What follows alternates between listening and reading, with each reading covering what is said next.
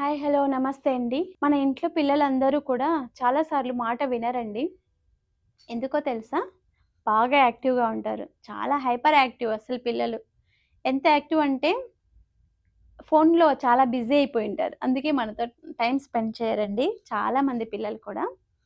ఎక్కువ మంది పిల్లలు కూడా భార్యాభర్తలు గొడవ పడుతుంటే వింటుంటారు. వాళ్ళేం గొడవ పడుతుంటారో దాన్ని ఫాలో అవుతారు. మా మమ్మీ గొడవ పడుతుంది, మా డ్యాడీ గొడవ పడుతున్నారు.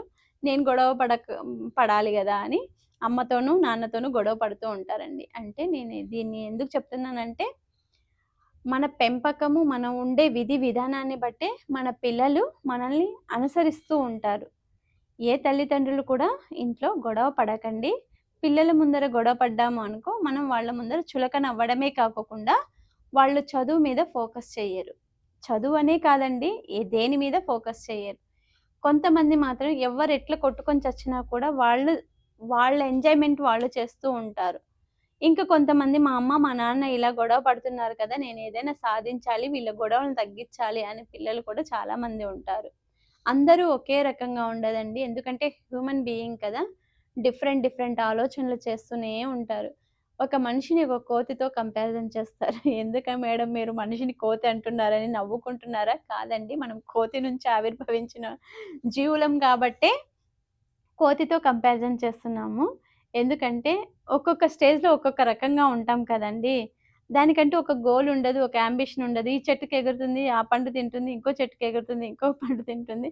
ఇంకో చెట్టు దగ్గరికెళ్తుంది, ఇంకో పని చేసొస్తుంది. అది లేకపోతే అన్ని పీకి పడేసి పందిరి చేస్తుంది కదండీ! మనిషి కూడా అంతే. ఒక ఆలోచన దగ్గర స్టేబుల్‌గా ఉండరు. ఎప్పుడైతే మన ఆలోచనలో ఒక దగ్గర స్టేబుల్‌గా ఉండుకోకుండా కోతి ప్రవర్తించినట్టు మనం ప్రవర్తిస్తూ వెళ్ళామనుకోండి, మన చేష్టలు కూడా కోతి చేష్టల్లాగే ఉంటాయి. అలా ఎప్పుడూ ఉండకూడదండి. ఒక మనిషి అన్నాక ఒక గోలు, ఒక యాంబిషను, ఏదో ఒక అచీవ్‌మెంటు సాధించాలనే తపన, సాధించిన తర్వాత దాన్ని మనము 100 రెట్ల ఆనందాన్ని ఎలా పొందొచ్చు అనే విషయాలన్నీ తెలుసుకోవటం కోసము మీకొక చిన్న విషయం చెప్తానండి. మన ఇంట్లో అందరికీ తెలుసు రామాయణం, మహాభారతం, భగవద్గీత ఇలాంటి పెద్ద పెద్ద పుస్తకాలే చూసే ఉంటాము. మనం సినిమాకి వెళ్ళాలంటే 'పుష్ప 2', 'పుష్ప 1' 3000 టికెట్ అండి. ఈజీగా వెళ్లి పెట్టేసొస్తాం కదా! అమ్మ నేను 'పుష్పకి' వెళ్తాను అంటే, "వెళ్ళు నాన్న" అని చెప్తారు. 3000 కదండీ! ఒక టికెట్ కాస్ట్. చూసాం కదా! అలా కాకోకుండా ఆ 'పుష్ప' మూవీకి పంపించడం బదులు చూడాలండి. మూవీస్ కూడా చూడాలి. చూడకూడదని నేనైతే అనను. అందులో సగభాగం పెట్టి ఒక భగవద్గీత గాని, ఒక రామాయణం కానీ, ఒక మహాభారతం కానీ, ఒక పుస్తకం తీసుకొని, నాన్న నీకు 'పుష్ప' మూవీకి పంపిస్తాను. సరే బావుంది. నా కోసం ఈ పని చెయ్యి. రోజుకొక భగవద్గీతలో నుంచి ఒక గీతను నేర్చుకో అని నేర్పించండి. ఒక భగవద్గీత గాని, ఒక రామాయణంలో ఒక శ్లోకం కానీ, రోజు ఒక అధ్యాయం నేర్చుకొని నాకు రోజు ఒక అధ్యాయం చెప్పమని చెప్పండి. మీ పిల్లల్లో, మీలో ఎంత మార్పొస్తుందో చదివినందుకు, ఆయనకి అప్పజెప్పినందుకు, మీరు విన్నందుకు మీకు ఎంత జ్ఞాన సంపద అనేది ఏర్పడుతుంది. మనం ఏది తినాలి, ఏది తినకూడదు, ఎలా ఉండాలి, ఎలా ఉండకూడదు, ఏది మాట్లాడాలి, ఏది మాట్లాడకూడదు, ఎలా బిహేవ్ చేయాలి, ఎలా బిహేవ్ చేయకూడదు, మన వే ఆఫ్ థింకింగ్ ఎలా ఉండాలి, వే ఆఫ్ థింకింగ్ ఎలా ఉండకూడదు, పాజిటివ్‌నెస్ ఎలా నింపుకోవాలి, నెగెటివ్‌నెస్ నుంచి ఎలా దూరం ఉండాలి, అనే అనేకమైనటువంటి ఒక భండాగారంలాగా మనకు ఉపయోగపడుతుందండి భగవద్గీత. భగవద్గీతలో లేనిది, రామాయణంలో లేనిది మన జీవితాల్లో ఏవీ లేవండి. ప్రతి ఒక్కరూ ఈ శ్లోకాన్ని చిన్న చిన్నగా అలవాటు చేసుకున్నారు అనుకోండి, మీ పిల్లలు రేపటి భవిష్యత్తుకి ఆణిముత్యాల్లాగా తయారవుతారండి. ఎందుకంటే టీవీల్లో ఎన్నో వీడియోలొస్తాయి. ఏది చూడాలో, ఏది చూడకూడదో కూడా తెలియకోకుండా అన్నీ చూస్తూ ఉంటారండి. దానివల్ల టైం వేస్ట్ అవుతుంది. ఏది మనకి నచ్చుతుందో అది ఒకటి చూసినా సరిపోతుందండి. ఇలాంటి భగవద్గీత, మహాభారతం ఇలాంటివి చాలా ఉన్నాయి motivations. How can reach your goals and ambitions అనేవి. రిచ్ డాడ్, పూర్ డాడ్, మనకు ఈ యూనివర్స్ గురించి తెలుసుకోవాలి అంటే సీక్రెట్ బుక్ ఇలాంటి బుక్స్ కొనిచ్చండి. పిల్లలెప్పుడు టీవీలు, ఫోన్‌లకి అడిక్ట్ అయిపోయి, వాళ్ళ జ్ఞానాన్ని మొత్తం అంతా ఇప్పుడు ఛార్జింగ్ ఎలా లాగేస్తుందో, మన జ్ఞానం కూడా ఆ ఫోన్సు, ఆ టీవీలు, ఆ మొబైల్‌కి అడిక్ట్ అయిపోయి, మన జ్ఞాన సంపదని మొత్తం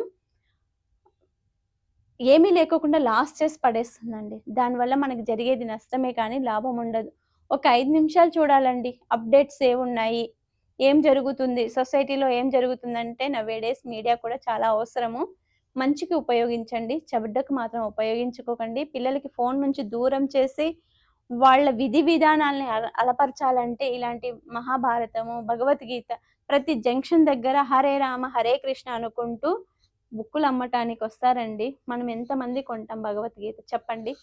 వెళ్తూ వెళ్తూ ఒక బిర్యానీ ప్యాకెట్ అయినా కొనుక్కొని వెళ్తాం గానీ, ఒక భగవద్గీత కొనమండి మనం. అవునా కాదా? వాళ్ళెంత క్రమబద్ధతిలో ఉండి, ఎంత చిన్న ఏజ్‌లో పిల్లల్లాంటి వాళ్ళు నిష్ట నియమాలతోటి హరే రామ, హరే కృష్ణ, కృష్ణ కృష్ణ హరే హరే అనుకుంటూ బుక్కులు అమ్ముతూ ఉంటారండి. ఒక్కరు కూడా భగవద్గీత కొనరండి.